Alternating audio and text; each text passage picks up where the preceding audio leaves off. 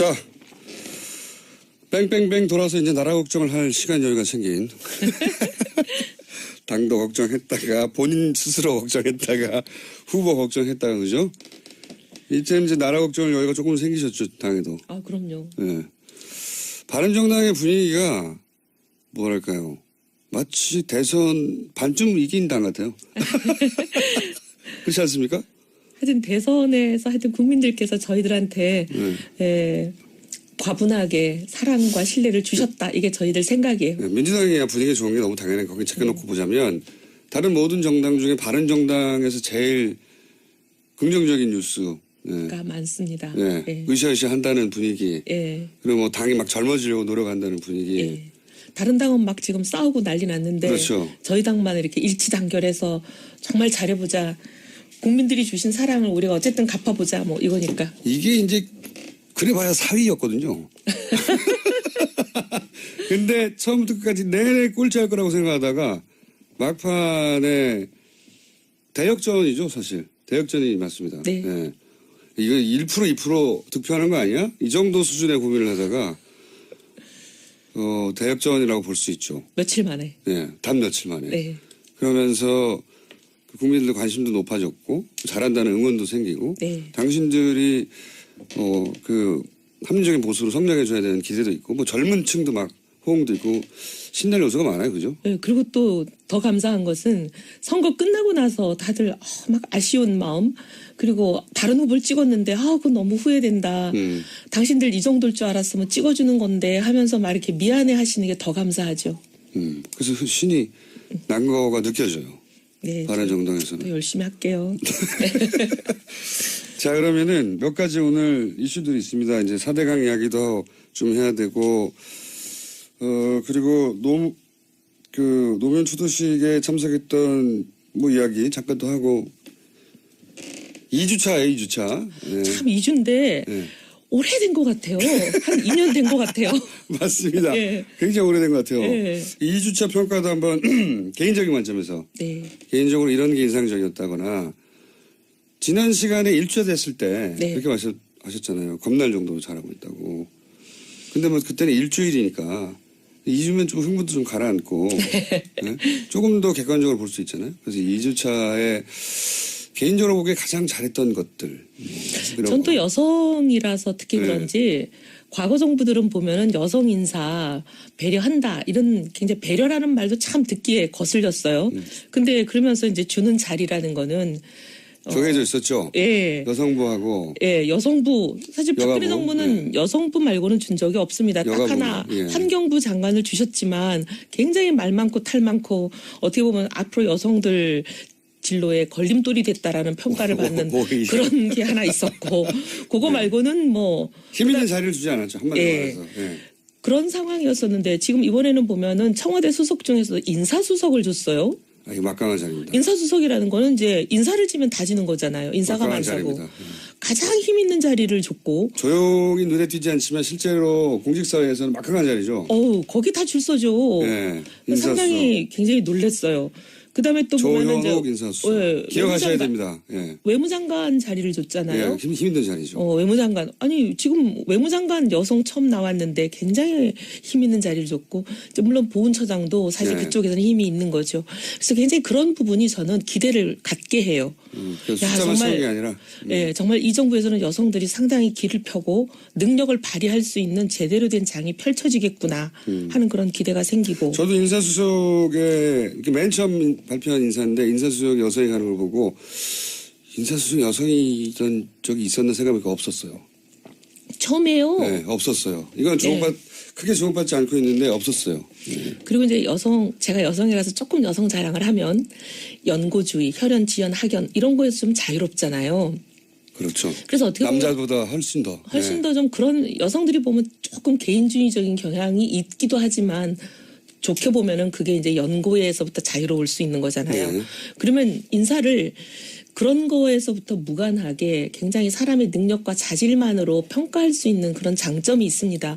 그런 부분을 대통령께서 혹시 좀 물론 발표도 그렇게 했죠. 여성 수석을 쓴 거는 그런 것을 감안한 거다 한 거니까 굉장히 인사에 대해서 상당히 기대가 됩니다. 그리고 뭐 또 인사가 굉장히 힘든 임명이었다고 봐요. 네. 통상적으로 하기 힘든. 예. 물론 능력이 있으니까 됐겠죠. 여성이어서가 아니라. 제가 이 근데 여성이어서 안 된다고 할 자리였을 수도 있는데 네. 그렇지 않았다는 거죠. 예. 제가 그리고 이거 송현옥 수석을 네. 정치하기 전에 잠깐 알았었어요. 근데 정치하고 나선 본 적이 없는 조현옥 분인데, 수석을요? 예. 조현옥 수석, 예. 예. 이분을 정치하기 전에 잠깐 알았고 정치하고 나선 본 적이 없는 분이에요. 예. 근데 굉장히 이렇게 어떻게 보면 진보적인 진영에 계시는 분이잖아요. 네. 저는 보수 진영에 있는 사람이고, 근데 굉장히 진보 보수 가리지 않고 여성의 인재 발굴 이런데 헌신적인 분이에요. 그렇군요. 언제 인터뷰 한번 해봐야 되겠습니다. 네. 아 근데 진짜 훌륭한 분이에요. 어쨌든 첫 번째로는 여성 의원으로서 여성 인재를 쓰는 것이 그냥 요식이 아니라 숫자 채우기가 아니라 진짜 힘 있는 자리를 주는구나. 네. 이게 다가왔다. 예. 네. 그건 아직 특별히 이 대목을 지목했던 정치인이 있었나요? 없었던 것 같아요. 못 본 것 같으네요. 네. 그럼 본인이 처음으로 지정한 것으로 네. 해주시고 두 번째로 인상적이었던 건 어떤 거예요? 저는 어제 봉하마을이 좋았어요. 그건 왜 그렇습니까? 추도사가 참 이렇게 구절구절이 굉장히 가슴에 와 닿았기도 하지만 특별히 그 좀 거의 마지막 부분에 네. 현역 대통령으로서는 오늘이 마지막이 네, 오는 알아보겠다. 날이다. 네. 끝내고 나서 성공한 대통령으로 다시 찾아뵙겠다. 이 얘기는 이제 현역 대통령으로서는 이제 앞으로 안 오겠다는 그렇죠. 얘기잖아요. 주도식을 안 오겠다. 그래서 왜 이런 말씀을 하셨을까? 근데 제 해석은 뭐 문 대통령의 진짜 의중이 뭔지는 뭐 제가 물어보지는 않았지만 네. 근데 제 생각에는 이제 진보 보수 진영을 아우르는 어떻게 보면 뛰어넘는 5천만 국민의 대통령이 되겠다 이런 의미가 아닐까 생각하고 저는 그런 굉장히 의미겠죠. 좋게 들었어요. 네. 그 말씀을. 그래서 꼭 성공한 대통령으로 되돌아오겠다. 뭐 이런 다짐인 거죠. 네. 그전엔 내가 여기 안 와. 네. 네. 굉장히 비장한 다짐이었는데 많은 사람들이 그 얘기를 하더라고요. 그 얘기를. 가슴에 와 닿았어요. 그런 얘기가. 사실 어떻게 보면 박근혜 대통령도 100% 대한민국이 공약이었거든요. 맞아요. 모두의 근데 대통령. 100% 대한민국이라는 단어를 제가 쓰는 걸 권했을 때 본인이 그 좋은 말이다라고 하고 택하긴 택하셨는데 사실 100% 대한민국이 되도록 굉장히 노력해 주셨으면 좋았는데 좀 그런 모습을 못 봤어요. 굉장히 아쉬웠는데. 예, 아쉬웠는데 진짜 이제 정말 대통령이 되시기 전에는 진보 진영의 후보일 수는 있지만 대통령이 되시고 나면 대한민국의 대통령이지 진보 진영의 대통령은 아니잖아요. 그러니 저는 정말 진보 보수 뛰어넘는 대한민국의 대통령이 되셨으면 진짜 좋겠어요. 그게 두 번째로 인상적이셨고 2주차 네. 이제 총합에서 베스트 3. 네. 세 번째 정도 얘기하셔야 이게. 예, 그런가요? 한 6개 얘기하셔도 되는데요. 3개만 얘기하죠 그냥.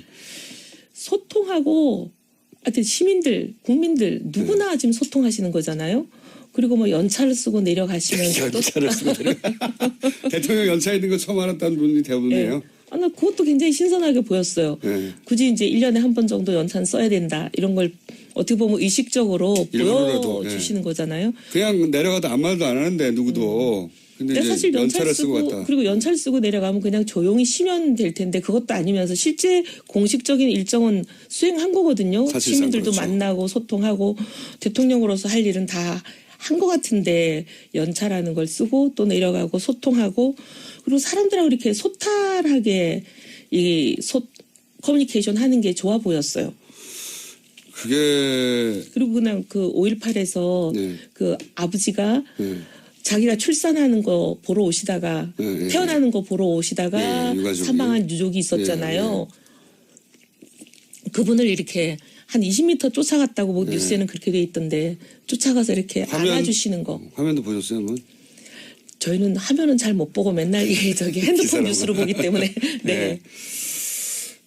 하여튼 그런 전반적인 게 이제 사람들이 대통령을 멀리 느끼지 않고 가깝게 느끼게 하는 요소인 것 같고 그게 이제 어디 한 군데만 있는 게 아니라 여러 군데에서 드러나서 드러나는 게 좋은 것 같아요. 네. 그렇게 한 2주 정도 겪어보시니까 걱정 안 되십니까? 되죠. 그렇게 너무 잘하면 안 되는데. 그래서 근데 사실은 이런 생각은 해요. 진보냐 보수냐 그걸 너무 따지기보다는 대한민국을 위해서 좋은 대통령이 되면 되고 꼭 뭐 진보에서 대통령이 나와야 된다. 그런 생각을 진보 진영도 버리고 보수에서 대통령이 나와야 된다. 이런 생각을 보수 진영도 버리는 그런 나라면 더 좋지 않을까. 그러면 당이 하나만 있어야 되죠.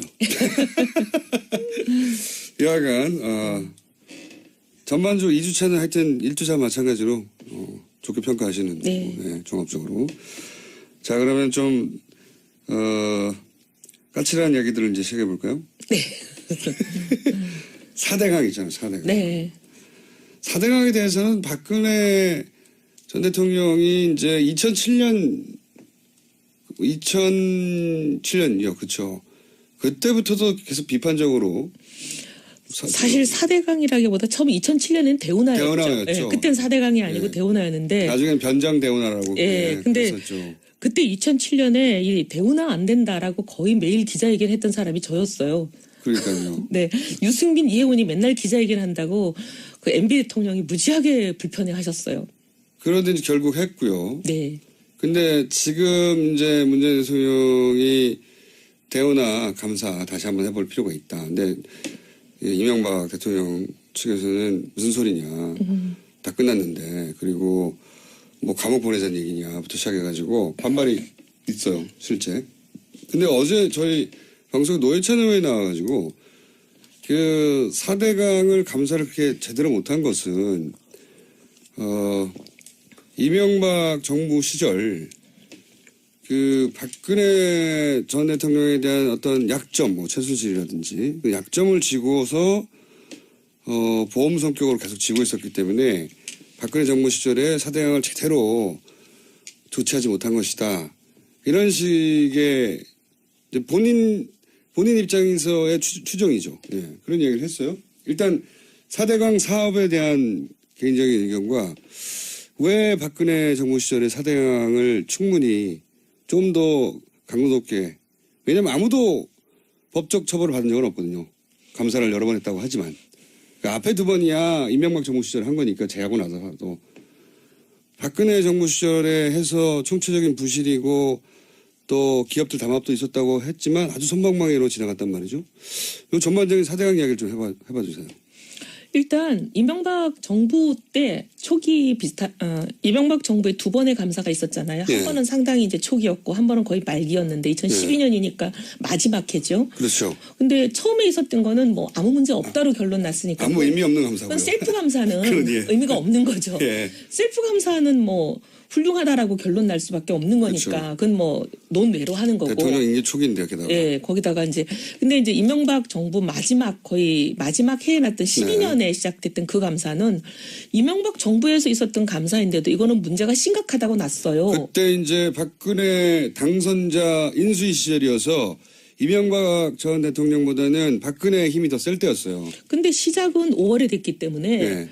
마지막 결론만 그때 났던 거지 감사의 모든 그 과정은 이명박 대통령님이 계실 때 거의 모든 게 다 진행이 됐고 마지막 껍데기만 씌울 때가 이제 인수위 시절이었던 거죠. 네. 근데도 그때 여러 가지 총체적 부실이라고 했죠. 네, 총체적 부실이고 이게 수질도 악화되는 거고 맞습니다. 그다음에 온갖 여러 가지 문제를 굉장히 총망라해서 짚어놨어요. 예. 근데 그 감사가 나왔는데도 전혀 다른 대책이 없었잖아요. 그게 5년 전입니다 벌써. 네. 수질 나빠진다고 한 게 이미. 예.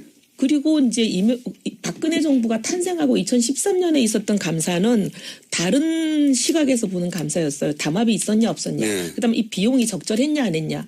이게 이제 4대강을 염두에 두고 한 거라 비용이 너무 부풀려졌고 쓸데없는 그렇죠. 국민 세금을 많이 낭비했고 이거 담합을 방조했다라고 했어요. 그러니까 총체적 부실에 담합까지 있었다. 담합이 있었다 정도가 아니라 담합을 정부가 방조했다라는 게 감사의 결과였어요. 네. 그러면 담합은 이거는 공정거래법에 의해서 굉장히 세게 처벌받아야 되는 거거든요. 그렇죠. 근데 처벌이 별로 없었고 그다음에 공무원은 한 명도 처벌되지 않았습니다. 게다가. 방조했다라고 하면은 방조한 공무원도 처벌받아야 되는 거잖아요. 그렇죠.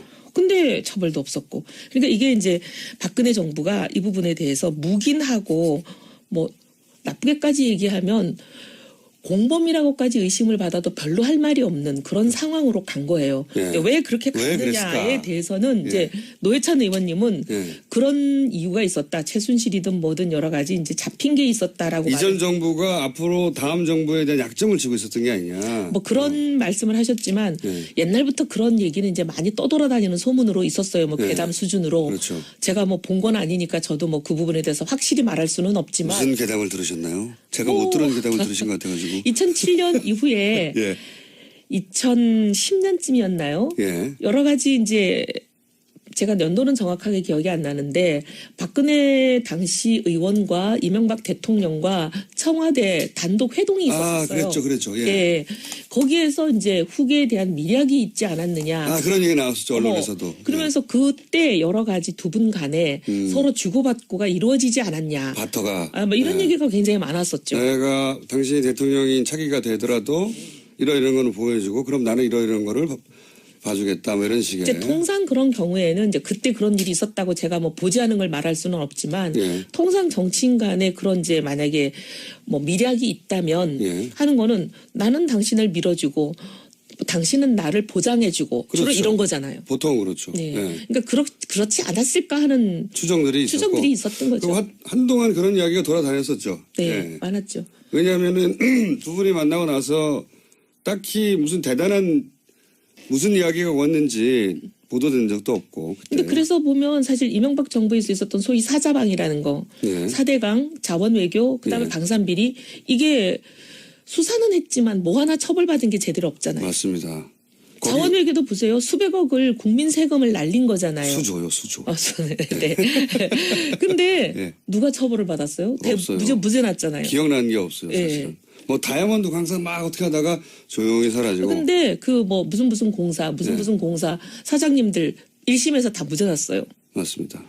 1심에서부터 무죄가 나면 끝나는 거죠. 제가 보기에는 거의 이건 면죄부를 주기 위한 절차가 아니었나 싶을 정도로. 그런 정도로 이제 네. 한 번 수사한 거는 뚜껑 덮어버렸으면 다시 그러니까 뚜껑 안 연다. 지금 일사부재리. 이제 네. 모 당에서 얘기하는 것도 이미 다 조사하고 아무 문제 없는 걸로 끝났는데 다시 여는 거는 정치 보복이다 이러잖아요. 거꾸로 저는 그런 생각이 들어요. 그러니까 좀 중장기적인 관점에서 보자면 그러니까 권력을 한번 쥐었다가 권력을 이제 그 임기가 끝난 그 경험을 가지고 있는 세력이잖아요. 이명박 전 대통령과 그 주변 인물들이. 그러니까 차라리 본인들에게 우호적인 정부가 있을 때 이 사건을 다루어서 아주 가볍게 처리하고 넘어가서 일사부재리 혹은 이미 끝난 사건이라고 만들어 두는 게 추후에 다른 정권이 들었을 때 이 이야기가 다시 안 나오게 하는 안전장치가 된다.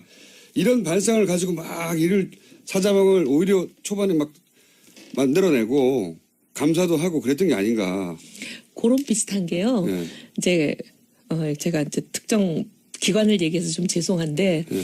세무 담당하는 기관에서 그런 일들을 많이 해요. 왜요? 제가 이제 기재위에 오래 있다 보니까 예. 그 기관이 피감 기관이잖아요. 예. 뭔가 누구를 봐주고 싶으면 예. 한번 조사를 했다가 조사가 종료된 사건에 대해서는 다시 재조사를 불가능하게 딱 규정을 만들어 놓고 예를 들면 A라는 기업을 봐주고 싶어요. 예. 그럼 A라는 기업을 그냥 세무조사를 합니다. 예. 해가지고 별 혐의 없네 하고 딱 혹은 종결을 해요. 아주 약한 것들 예. 까지 잡아내고. 혐의 없네 하고 이제 종결을 해버리면 그걸 다시 재조사할 수 없게 돼 있어요. 근데 그런 규정이 있어서 예. 제가 그 규정을 고치긴 했어요. 지금은 그렇죠. 이제 그렇게 못해요. 본인 근데 잘하는 과거에는 거니까. 아주 수십 년 동안 그런 관행을 가지고 그러니까요. 그걸 많이 활용했죠. 그래서 저는 그 일련의 과정들 지켜보면서 그런 생각을 계속 했거든요. 사자방이 한때 화제가 된 적이 있었어요, 실제. 박근혜 정부 초기에. 그리고 4대강도 역시 잡는구나. 이런 기대치가 있었거든요. 네. 그런데 그런 걸 쑥 다루는 척 하다가 쑥 사라졌어요. 어느 누구 하나 처벌받지 않고 기업들도 아주 약한 정도의 벌금. 방산비리만 하더라도 번개 사업이라고 한때 유명했던 이명박 정부에서 추진됐다고 이게 막 비리가 있네 없네 시끄럽던 거 쑥 들어가고 아무 말도 없잖아요. 그러니까요. 그래가지고 그 떠들썩할 이제 박근혜 정부 초기에 이건 떠들썩한 사건들을 제대로 짚는구나 했던 게 정권 초기였어요. 박근혜 정부에. 그런데 그게 다 끝나고 덮어졌고 지금 이제 문재인 정부에서 4대강에 대해서 정책 감사를 하자고 해도 이게 정치적 보복이다. 다 끝난 사건을 왜 감사 3번이나 했는데 감사를 3번 했지만 문제 있다고 결론 난 감사였는데 그게 문제 없다고 결론 난 감사가 아니잖아요. 그러니까요. 근데 마치 국민들이 들으면 정말 아무 문제 없는 걸로 결론 난 감사를 오해하시겠어요. 그게 이제 가짜뉴스가 되게 제일 좋은 네. 소재죠. 네. 정치적 논지도 있지 않습니까? 근거도 네. 3번 했다. 재판도 받았다. 뭘 또 하느냐. 이건 보복이다. 이렇게 몰고 갈 수 있는 거죠. 근데 저는 그런 것 같아요. 어쨌든 문제가 있는 거는 다시 재조사를 해서 문제가 있으면 문제가 있는 대로 문제 있는 사람들을 처벌을 해야 다시는 그런 일이 안 일어나거든요. 당연히 그렇죠. 그게 진보에 속한 사람이든 보수에 속한 사람이든 그것 따져서 예를 들면 상대 진영이라서 건드리질 못하고 다 덮어주고 넘어가면 언제 대한민국의 정의는 세우며 이런 일을 근절을 하겠습니까? 자꾸 봐주고 덮어주다 보니까 이게 끊임없이 되풀이되는 거 아니에요? 바른정당은 네. 이런 사안에 대해서는 예를 들어 4대강 같은 경우에 엄격하게 재조사해야 된다고. 저희는 4대강이든 뭐든 진보 진영의 잘못이든 보수 진영의 잘못이든 그거하고 무관하게 누구의 잘못이든 잘못은 찾아내서 다시는 재발되지 않게 만들자. 이게 저희들 생각이에요. 알겠습니다. 자, 그런데 이제 바른정당에도 소위 친이계라고 분류할 수 있는 분들 좀 있지 않습니까? 그분이 그때 당시 특임 장관을 해서 그런 발언을 하셨어요. 그래서 저희가 좀 속상해요. 왜냐하면 그분이 지금 현재 우리가 지도부가 없다 보니까 혼자 지도부셔가지고 예. 자꾸 발언하는 게 바른정당의 공식 입장처럼 나가가지고 그래서 빨리 지도부를 뽑아야. 주 그분이시죠? 네. 네. 그래서 지금 저희가 막 속상해하고 있어요. 짧게 시간이 거의 다 돼가지고 네. 당대표 누구누구 나갔습니까? 몇 분이 나온다고. 젊은 분들이더라고요. 네네. 대부분 의원님 나가십니까? 저 고민해 보겠다고 제가 주변에 자꾸 압박하시는 분들한테 답을 하고 있어요. 고민하시는군요. 네. 당대표 그러면 되시면 여기 안 나오는 거예요? 그거야 뭐 될지 안 될지도 모르는데 먼저 그런 얘기 할 필요는 없죠 뭐. 되면 안 나올 수도 있다는 얘기구나. 그럼 떨어지길 기대하고요. 그리고 지난 시간에 김무성 대표 네. 이번 바른정당 내에서 이번 대선을 치르면서 가장 정치적 타격을 입은 분이 김무성 전 대표 아니냐고 말씀드렸는데 제가 바른정당 분들 몇 분하고 얘기해봤더니 다들 비슷하게 동의하더라고요. 근데 제가 이런 질문을 드린 이유 중에 하나는 오늘 갑자기 인터넷상에 검색어로 노룩 패스라고 가방. 입국하면서 이 뭡니까 저 가방을 네. 그 캐리어를 수행원에게 보지도 않고 던졌다고. 굉장한 패스 감각이라고. 그 실검 1위 했다고 제가 듣긴 했습니다.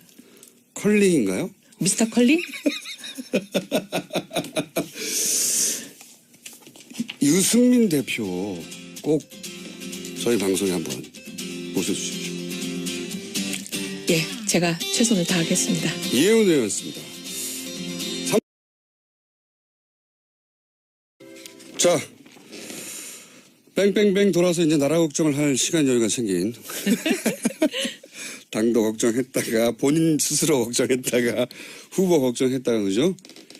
이때는 이제 나라 걱정을 여유가 조금 생기셨죠, 당에도. 아, 그럼요. 예. 바른정당의 분위기가 뭐랄까요? 마치 대선 반쯤 이긴 당 같아요. 그렇지 않습니까?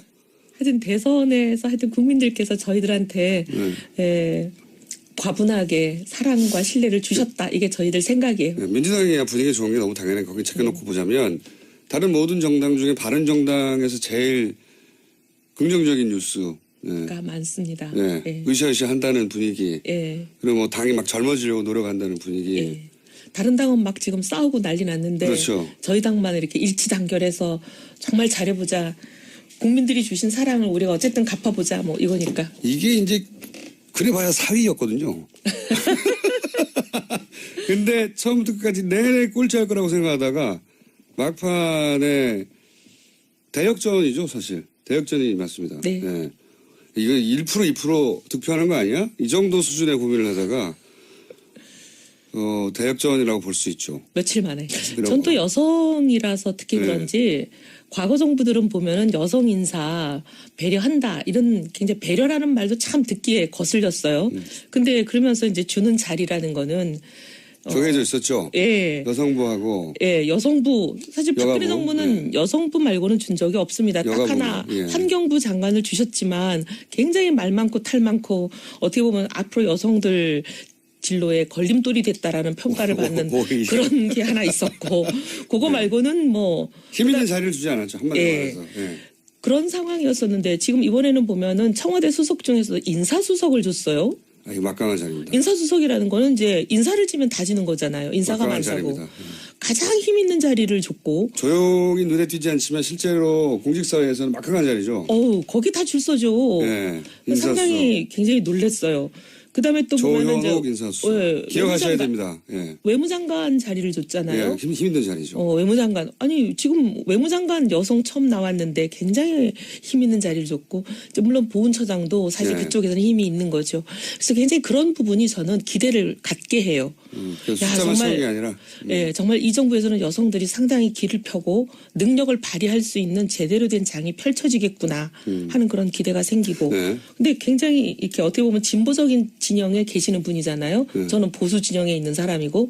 근데 굉장히 진보 보수 가리지 않고 여성의 인재 발굴 이런 데 헌신적인 분이에요. 그렇군요. 언제 인터뷰 한번 해봐야 되겠습니다. 예. 근데 진짜 훌륭한 분이에요.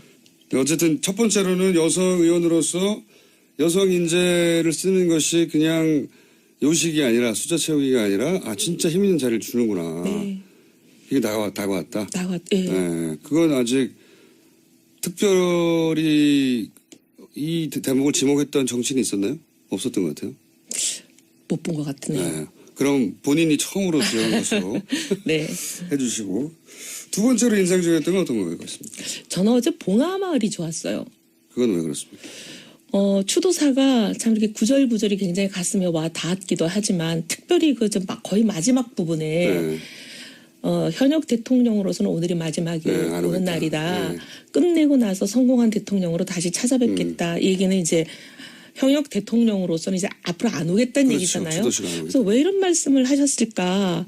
근데 제 해석은 뭐 문 대통령의 진짜 의중이 뭔지는 뭐 제가 물어보진 않았지만 네. 근데 제 생각에는 이제 진보 보수 저도 인사수석에 이렇게 맨 처음 발표한 인사인데 인사수석 여성이 가는 걸 보고 인사수석 여성이 있던 적이 있었나 생각해보니까 없었어요.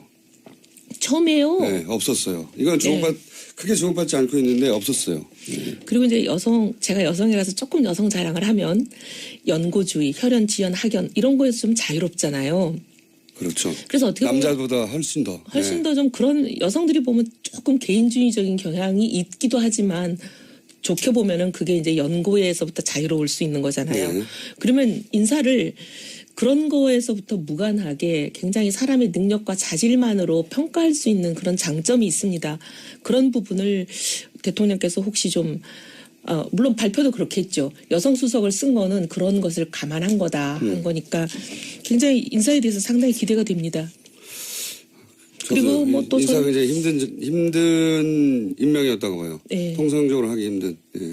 물론 능력이 있으니까 됐겠죠. 여성이어서가 아니라. 제가 근데 여성이어서 안 된다고 할 자리였을 수도 있는데 네. 그렇지 않았다는 거죠. 예. 제가 그리고 이거 송현옥 수석을 네. 정치하기 전에 잠깐 알았었어요.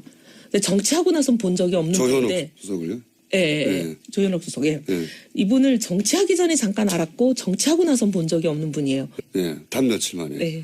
그러면서 국민들의 관심도 높아졌고 잘한다는 응원도 생기고 네. 당신들이 그 합리적인 보수로 성장해줘야 되는 기대도 있고 뭐 젊은 층도 막 호응도 있고 신날 요소가 많아요. 그죠? 네, 그리고 또 더 감사한 것은 선거 끝나고 나서 다들 막 아쉬운 마음 그리고 다른 후보를 찍었는데 그건 너무 후회된다. 당신들 이 정도일 줄 알았으면 찍어주는 건데 하면서 막 이렇게 미안해 하시는 게 더 감사하죠. 그래서 신이 난 거가 느껴져요.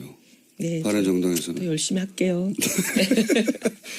자, 그러면은 몇 가지 오늘 이슈들이 있습니다. 이제 4대강 이야기도 좀 해야 되고, 그리고 노무현 추도식에 참석했던 뭐 이야기 잠깐 또 하고, 2주차예요, 2주차. 네. 참 2주인데 네. 오래된 것 같아요. 한 2년 된 것 같아요. 맞습니다. 예. 굉장히 오래된 것 같아요. 예. 2주차 평가도 한번 개인적인 관점에서 네. 개인적으로 이런 게 인상적이었다거나 지난 시간에 1주차 됐을 때 네. 그렇게 하셨잖아요. 겁날 정도로 잘하고 있다고. 근데 뭐 그때는 일주일이니까 2주면 좀 흥분도 좀 가라앉고 네? 조금 더 객관적으로 볼 수 있잖아요. 그래서 2주차에 개인적으로 보기에 가장 잘했던 것들